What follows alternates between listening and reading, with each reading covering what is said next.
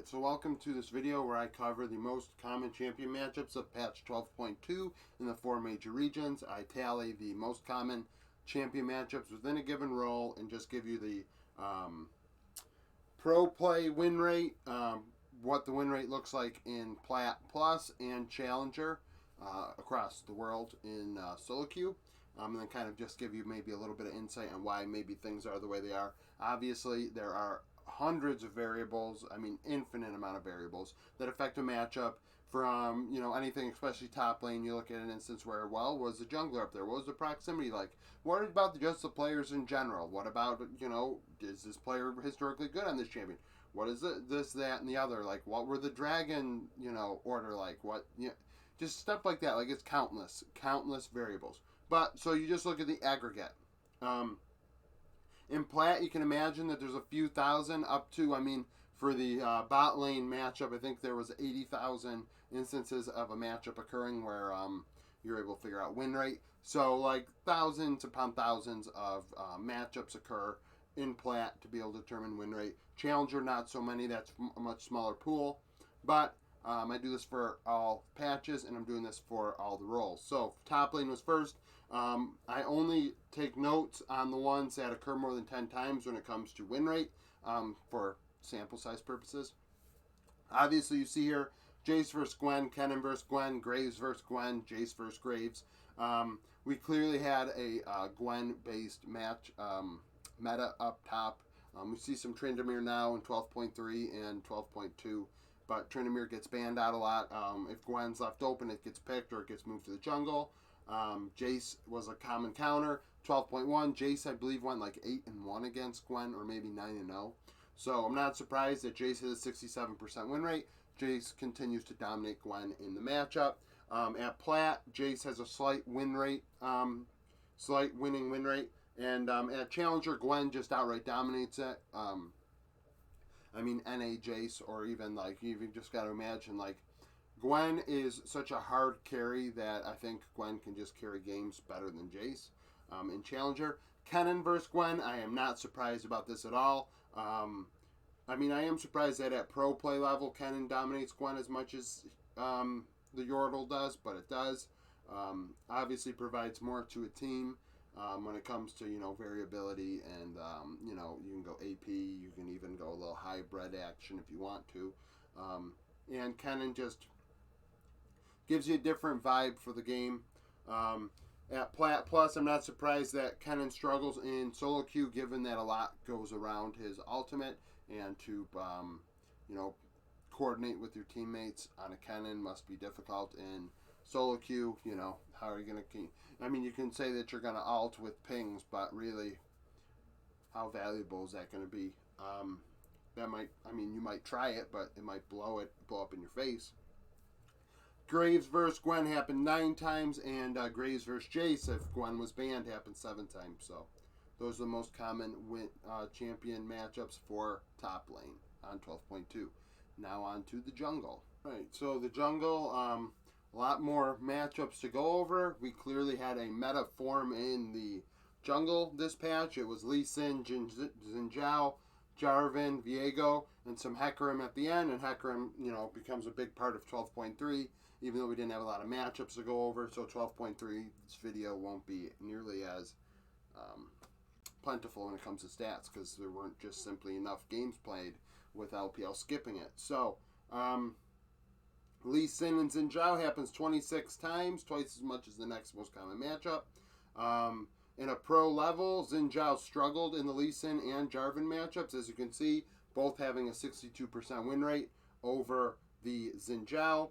However, in solo queue, Xin Zhao dominates actually all 4 of its matchups. It doesn't dominate, but has a stronger win rate. Has a positive win rate. 52, 53, 53, 55 over Lee Sin. Lee Sin's a more technical champion. I'm not surprised. But Xin Zhao does dominate Viego and Hecarim at a higher level. 56 and 57%. Those are pretty sizable win rates.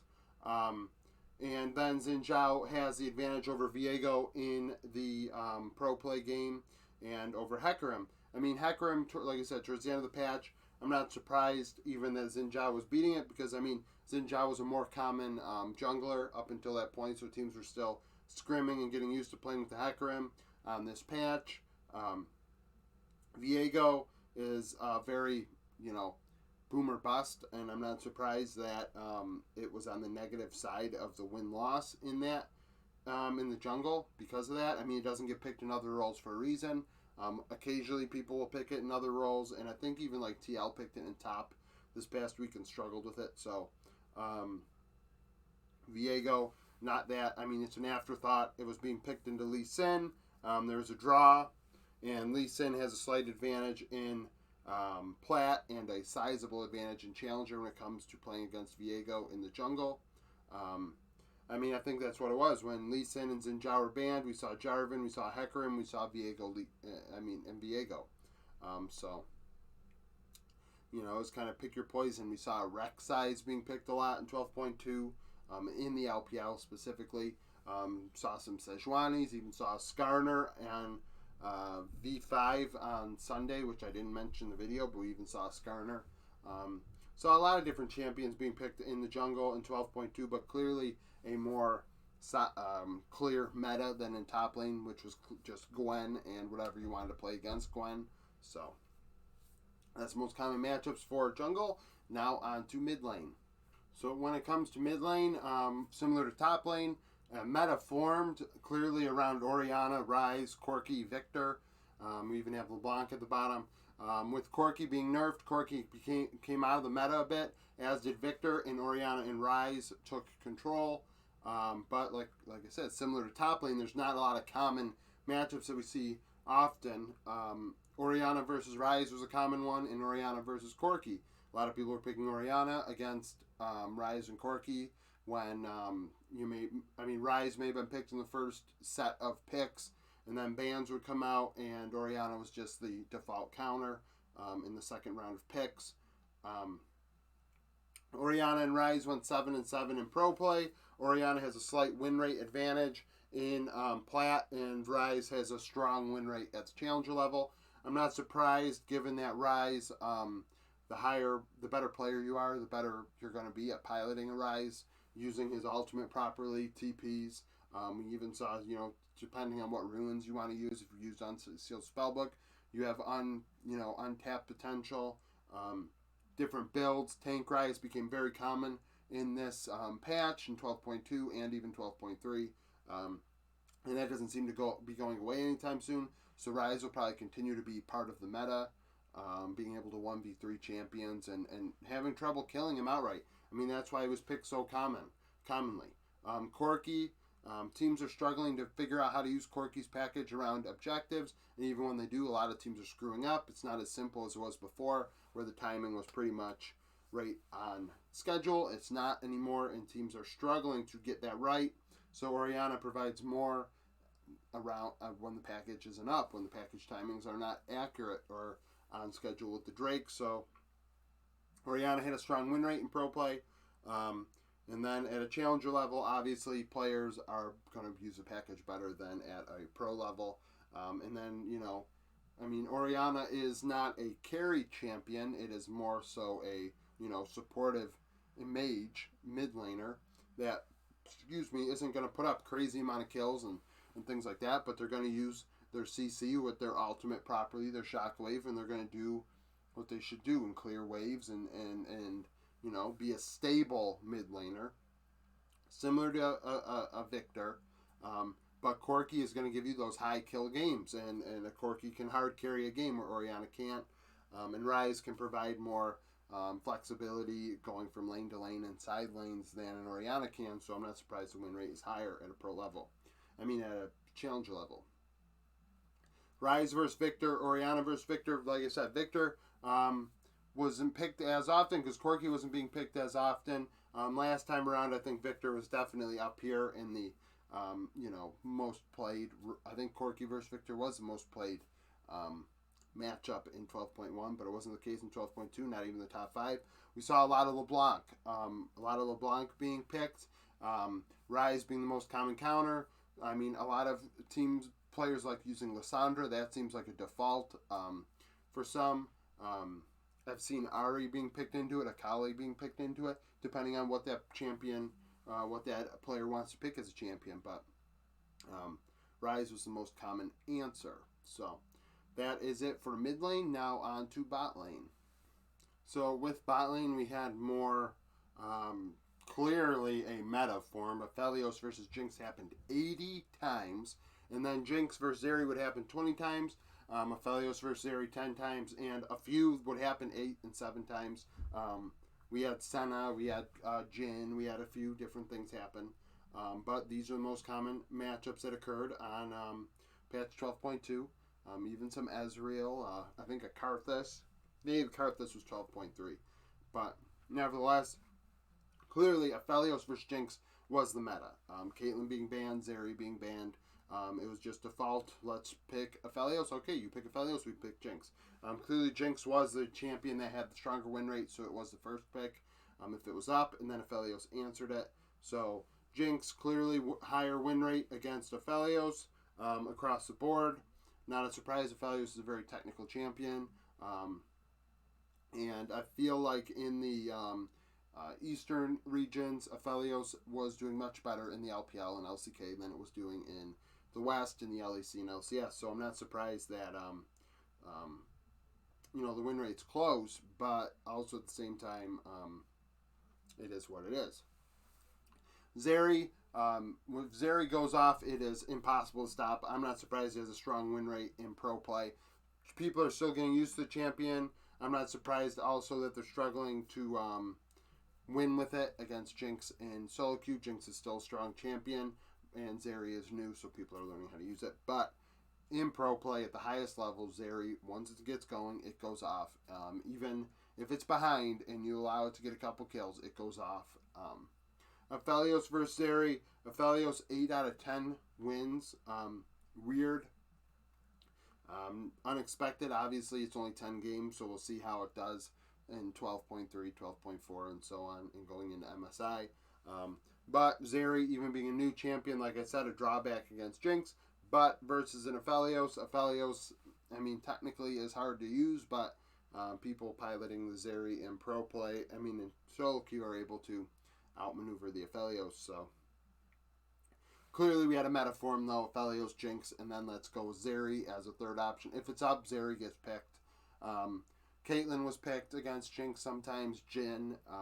Senna was picked against Aphelios. We saw Ezreal. I saw a few Tristanas against Zeri. I think that was in 12.3, but it happened like 6 or 7 times. People figuring out what to counter. They were just trying so hard to figure out how to counter Aphelios or Jinx. If one's banned, the other one got first picked, and then it was a matter of, well, what do we pick against it? If Zeri and one of those were banned. 2 out of 6 bans to start the game off. Kind of rough to put in the bot carry role, especially because this is like a handshake matchup. But Jinx clearly had the stronger, end on that. 56% is a strong win rate. That's no draw. That's not close to a draw. In 80 games, that's probably 5 or 6 difference. So, that's it for this. Now on to supports. So lastly, we have the support meta. Clearly, we had a Leona versus Nautilus meta. However, that's kind of deceiving because Thresh really was either the champion that was first picked on the first rotation as the first support picked, or it was banned outright before picks were even made in game. So oftentimes if the Thresh was banned, Leona Nautilus was just defaulted to by the teams, and if one snuck through, then maybe we saw Tahm Kench. And towards the end of 12.2 and even into 12.3, Tahm Kench is becoming a menace. In 12.4 this past week, it was a menace in the LCS and LEC. TK is becoming like the top support, but in 12.2 it was still just kind of climbing up the ranks. So Leona Nautilus had the stronger edge in that fight, 61%, and in 12.3 it was similar. A draw at plat level, and Nautilus takes advantage at the higher levels. Nautilus, if a team can work around his ultimate better, especially with it being a guaranteed ultimate, whereas Leona's is not. more success. I mean, Leona's is harder to use at a solo queue level, and even, I mean, at a pro level, it's just simply not easy. It's not a click ultimate. It's not a, you know, it's not guaranteed. Tahm Kench versus Thresh. Tahm Kench has the advantage, 60%. Thresh being better in solo queue. A lot of Thresh players. I'm not surprised. Tahm Kench, you still need to be. I mean, Tahm Kench is super strong right now, but I think you have to be skilled to be able to use him. You can't just be like a bad player and use him. Leona versus Thresh. Thresh had an advantage when you picked Leona against it. In solo queue, it's 50-50 in most games, and at higher levels, Thresh advantage. Not a surprise. Thresh versus Nautilus, a hook matchup. It's even. It went 5-5 at a pro level, and pretty even in solo queue. When you pick Tahm Kench against Nautilus, you have a slight advantage, but Nautilus has an advantage in solo queue, not necessarily at a higher level, but at a plat level. So, I mean, clearly this shows why like Thresh was banned for before picks were made. Because if you pick a Leona against it, you're going to struggle. Tahm Kench, I mean, towards the end, Tahm Kench started doing well, but in the beginning it was not. So it was tough to pick against the Thresh just outright. Nautilus was giving you a 50-50 win rate. So people were banning it, and then they were handshaking. Okay, well, we're going to go Aphelios. One of us is getting Aphelios, and one of us is getting Jinx, and one of us is getting Leona, and one of us is getting Nautilus. And that's what it was for 12.2. In 12.3, it was similar. Not as many games, though, so there won't be as much information here. I think maybe only one matchup occurred 10 times, if that, but I will go over it in a video this week, so stay tuned for that. This is just me wrapping up this video. If you like this sort of content, comment down below if you have any opinions on what metas formed and if you thought that there were better, counters to these picks or underappreciated counters. Because we saw a lot of counters to picks. I mean, I think there was a lot of supports picked. Enchanters were picked often. We didn't have a lot of Enchanter matchups this 12.2, but Enchanters were a big thing in 12.1, and I mean, Rakan was picked quite a bit, and we even saw crazy things like Zilean and Pyke and Singed and all sorts of stuff. So, thank you for watching this video. Like, comment, and subscribe below, and thanks for watching.